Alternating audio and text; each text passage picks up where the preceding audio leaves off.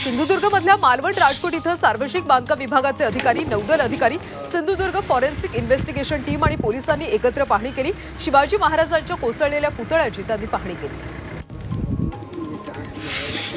पुतळा खाली आला हे अत्यंत दुःखद असल्याचं म्हणत देवेंद्र फडणवीसांनी याबाबत सुरू असलेल्या राजकारणावरून टीका केली। खरा शिवरायांचा मावळा अशा प्रकारचे फोटो कधीच व्हायरल करणार नाही असं फडणवीस म्हणाले। मालवणमधल्या छत्रपती शिवाजी महाराजांचा पुतळा कोसळणं हा अपघात आहे। वाईटातून चांगलं घडायचं असेल आणि यासाठी हा अपघात झाला असा अजब तर्क मंत्री दीपक केसरकरांनी काढलाय। त्यांच्या या अजब दाव्यामुळे वाद होण्याची शक्यता आहे। मंत्री दीपक केसरकरांच्या अजब विधानानंतर ठाकरे गटाचे नेते विनायक राऊत यांनी केसरकर यांच्यासह मुख्यमंत्र्यांचा समाचार घेतला। ही घटना निसर्ग निर्मित असून शासन निर्मित असल्याचा आरोप विनायक राऊतांनी केला। छत्रपती शिवाजी महाराजांचा पुतळा कोसळल्याप्रकरणी पुन्हा एकदा आदित्य ठाकरे यांनी संताप व्यक्त केला। आपला आराध्य दैवत छत्रपती शिवाजी महाराजांच्या पुतळ्याबाबत देखील भाजप भ्रष्टाचार करेल असं वाटलं नव्हतं असं म्हणत आदित्य ठाकरेंनी टीका केली आहे की भाजपला ह्याच्यात देखील भ्रष्टाचार करायचं वाटतं। शिवरायांचा पुतळा कोसळल्यानंतर महायुतीमध्ये वादाची ठिणगी पडण्याची शक्यता आहे। अजित पवार गटाचे अमोल मिटकरींनी महायुतीला घरचा आहेर दिला। महाराजांची माफी कोणत्या तोंडाला मागावी असं मिटकरी म्हणाले। ज्याला कंत्राट दिलं त्याची गुणवत्ता का तपासली नाही असा सवाल त्यांनी उपस्थित केला।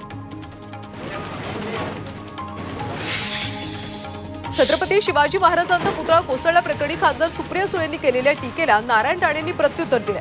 शरद पवारांनी किती देवळं बांधली आणि राहुल गांधी यांचा धर्म कोणता हेच कळत नसल्याची टीका राणेंनी केली।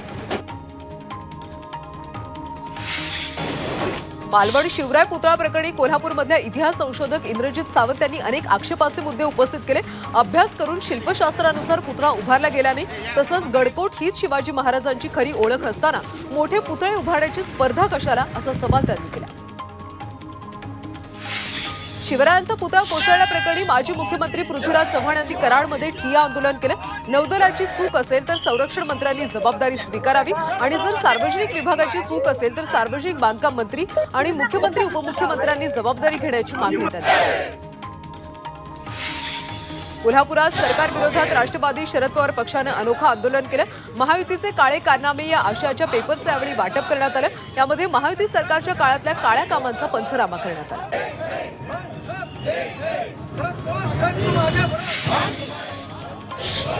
मालवणमध्ये छत्रपती शिवाजी महाराजांचा पुतळा कोसळण्याच्या पार्श्वभूमीवर कोल्हापुरात ठाकरे गटानं केंद्र आणि राज्य सरकारचा निषेध नोंदवला।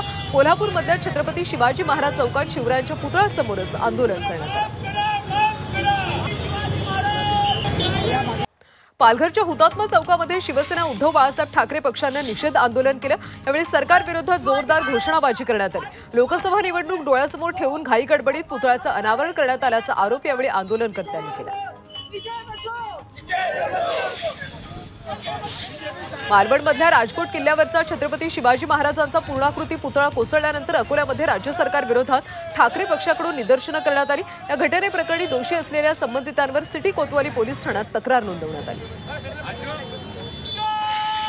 मालवणमध्ये छत्रपती शिवाजी महाराजांचा पुतळा कोसळल्याच्या निषेधार्थ चंद्रपूरमध्ये काँग्रेसनं शिवाजी चौकात आंदोलन केलं। युती सरकार विरोधात यावेळी नारेबाजी करण्यात आली। काँग्रेस शहर अध्यक्ष रामू तिवारी यांच्या नेतृत्वात हे आंदोलन करण्यात आलं।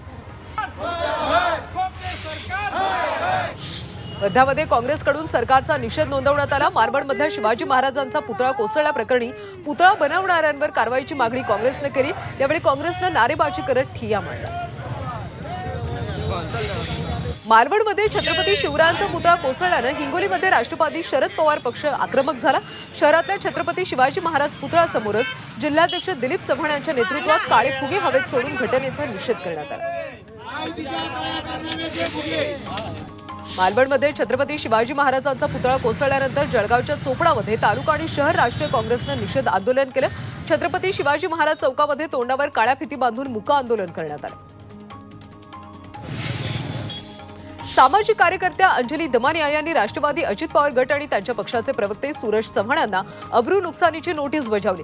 जे गलिच्छ आणि खालच्या दर्जाचे आरोप केले त्याची अद्दल तुम्हाला भोगावी लागेल अशी पोस्ट दमानिया यांनी सोशल मीडियावर केली। महायुती आणि उपमुख्यमंत्री देवेंद्र फडणवीस यांचा निर्णय शिरसावंद्य मानून काम करणार असल्याचं वक्तव्य आमदार राहुल कुल यांनी केले। लोकसभेप्रमाणे विधानसभेला देखील महायुती जोमाने काम करणार असल्याचं राहुल कुल यांनी म्हटलं। पुण्यामध्ये पावसाचा जोर कमी झालाय, त्यामुळे नागरिकांना दिलासा मिळालाय. मात्र पावसाने विश्रांती घेताच तापमानात बदल झाला असून 3 अंश सेल्सिअसनं तापमानात वाढ झाली. पावसानं गुजरातच्या नडियाद परिसरामध्ये अनेक भागात पाणी साचलं. भाजी मंडईत पाणी शिरल्यानं व्यापाऱ्यांचं मोठं नुकसान झालं. व्यापारी भाजी वाचवण्यासाठी पाण्यातून जीवघेणा प्रवास करताना दिसले. आरटी प्रतीक्षा यादीतल्या प्रवेशासाठी उद्यापर्यंत मुदत देण्यात आली. आतापर्यंत एकूण 72,000 विद्यार्थ्यांनी प्रवेश घेतला. पहिल्या प्रतीक्षा यादीमध्ये 23 विद्यार्थ्यांना प्रवेश जाहीर झाला. गडचिरोलीतल्या जांजावळीच्या जिल्हा परिषद प्राथमिक शाळेचे शिक्षक मंतय्या बेडगे यांना राष्ट्रीय शिक्षक पुरस्कार जाहीर करण्यात आलाय. 5 सप्टेंबरला दिल्लीमध्ये हा पुरस्कार सोहळा पार पडणार आहे. यावेळी पदक आणि 50,000 रुपये देऊन त्यांना सन्मानित केलं जाणार आहे. मुंबईमध्ये न परवडणाऱ्या घरांबाबत म्हाडानं नवा निर्णय घेतलाय. महागड्या किमतींमुळे बांधलेली घरं धुळखात आहेत. यामुळे विकल्या न गेलेल्या महागड्या घरांबाबत निर्णय घेण्यात आला. महागड्या घरांच्या किमती कमी करून सदनिका विकण्याचा निर्णय म्हाडाने घेतला. बदलापूरमध्ये सिमोटो याचिकेवर हायकोर्टात सुनावणी झाली. बालहक्क कायदा तसंच पॉक्सो कायदा आणि त्याची अंमलबजावणी व्यवस्थित होणं अपेक्षित आहे. मात्र ही अंमलबजावणी व्यवस्थित होत आहे की नाही याचा आढावा घेण्यासाठी समिती नेमण्याच्या सूचना सरकारला देण्यात आल्या. या प्रकरणी पुढची सुनावणी 3 सप्टेंबरला होणार आहे. बदलापूरमध्ये मुंबई हायकोर्टात सुनावणी झाली. त्यात कोर्टानं महत्त्वपूर्ण निरीक्षण नोंदवलं. आपण नेहमी पीडितेबद्दल बोलतो, मात्र काय चूक काय बरोबर हे आपण आपल्या मुलांना का नाही सांगत? मुलांनी काय करायला नको हे आपण त्यांना सांगितलं पाहिजे. त्यांना मुली आणि महिलांचा आदर करायला शिकवा, अशी भूमिका हायकोर्टानं मांडली. बदलापूरचे माजी नगराध्यक्ष वामन म्हात्रे यांच्या अटकपूर्व जामीन अर्जावर सुनावणी घेण्यास मुंबई हायकोर्टानं नकार दिला. कल्याण न्यायालयामध्ये 29 ऑगस्टची सुनावणी पूर्ण झाल्यानंतर यावर सुनावणी करण्यात आल्याचं कोर्टानं म्हटलंय. तोपर्यंत कुठलीही कारवाई करणार नसल्याचं ठाणे पोलिसांनी कोर्टाला सांगितलं.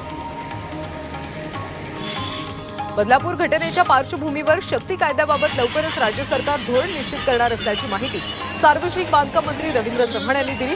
डोंबिवलीतल्या दहीहंडी उत्सवाच्या कार्यक्रमात ते बोलत होते. मात्र यावेळी मालवण घटनेवर प्रश्न विचारले असता त्यांनी कॅमेऱ्यासमोर बोलणं टाळलं. रत्नागिरीमध्ये नर्सिंग कॉलेजमध्ये शिकणाऱ्या 20 वर्षीय तरुणीवर अत्याचार प्रकरणात दोषींवर कडक कारवाई करण्याचे आदेश मंत्री उदय सामंत यांनी दिले. या प्रकरणी 2 ते 3 तरुणांना ताब्यात घेण्यात आल्याची माहिती त्यांनी दिली. राज्यातल्या बलात्काराच्या घटना ऐकून आपल्याला खूप वेदना होत आहेत, अशा भावना लातूरमध्ये पंकजा मुंडे यांनी व्यक्त केल्या. पीडितांना न्याय मिळालाच पाहिजे असं म्हणत बलात्कारासारखं कृत्य करणाऱ्याला भर चौकात फाशी देण्याची मागणी पंकजा मुंडे यांनी केली. अकोल्यातल्या तरुणीला ब्लॅकमेल करून आत्महत्येला प्रवृत्त करणाऱ्याला अटक करण्यात आली. माझ्यासोबत संबंध ठेव, नाहीतर तुझे फोटो व्हायरल करणार, अशी धमकी तरुण पीडित तरुणीला देत होता. त्याला कंटाळून विष पिऊन तरुणीने आत्महत्येचा प्रयत्न केला. सध्या तिच्यावर उपचार सुरू आहेत. परभणीमध्ये गोकुळाष्टमी निमित्तानं विद्यार्थ्यांनी जनजागृती रॅली काढली. महिला मुलींवर होत असलेल्या अत्याचाराविरोधात विद्यार्थ्यांनी ही रॅली काढली. यावेळी स्त्रियांचं रक्षण व्हावं यासाठी नागरिकांना सामाजिक संदेश देण्यात आला. बीआरएस नेत्या के कविता यांची तिहार जेलमधून सुटका झाली. 5 महिन्यानंतर के कविता जेलबाहेर आल्या. के कविता दिल्ली कथित मद्य घोटाळ्याप्रकरणी तिहार जेलमध्ये होत्या. सुप्रीम कोर्टाने त्यांना 5 महिन्यानंतर जामीन मंजूर करत दिलासा दिला. कोलकात्यामध्ये शिकाऊ डॉक्टर तरुणीवर बलात्कार आणि हत्येच्या निषेधार्थ विद्यार्थ्यांनी रस्त्यावर उतरत आंदोलन केलं. त्यांना पांगवण्यासाठी पश्चिम बंगाल पोलिसांनी लाठीचार्ज आणि अश्रुधुराच्या नळकांड्या फोडल्या. यामध्ये अनेक विद्यार्थी जखमी झाले. अकोल्यामध्ये वाल्मिकी समाजाकडून मोठ्या उत्साहात गोगा नवमी साजरी करण्यात आली. गोगा नवमी हा सण सापांचे देवता गोगाजीची पूजा करण्यासाठी साजरा होतो. भाविक विविध प्रकारच्या पालख्या तयार करून याची शहरभर मिरवणूक काढतात. नाशिकच्या सिन्नर तालुक्यातल्या डुंगरे गावामध्ये तरुणावर बाभळीचं झाड कोसळलं. पावसामध्ये झाडाच्या आडोशाला उभा असताना अचानक झाड उन्मळून पडलं. नागरिकांनी तात्काळ धाव घेतल्यानं तरुणाचा जीव वाचला. नाशिकच्या येवला भारव रस्त्यावर एसटी बस आणि ट्रॅक्टर यांच्यामध्ये समोरासमोर धडक होऊन भीषण अपघात झाला. यामध्ये एसटी चालकासह प्रवासी आणि ट्रॅक्टर चालक असे 6 जण जखमी झाले. त्यांच्यावर येवल्यातल्या उपजिल्हा रुग्णालयात उपचार सुरू आहेत.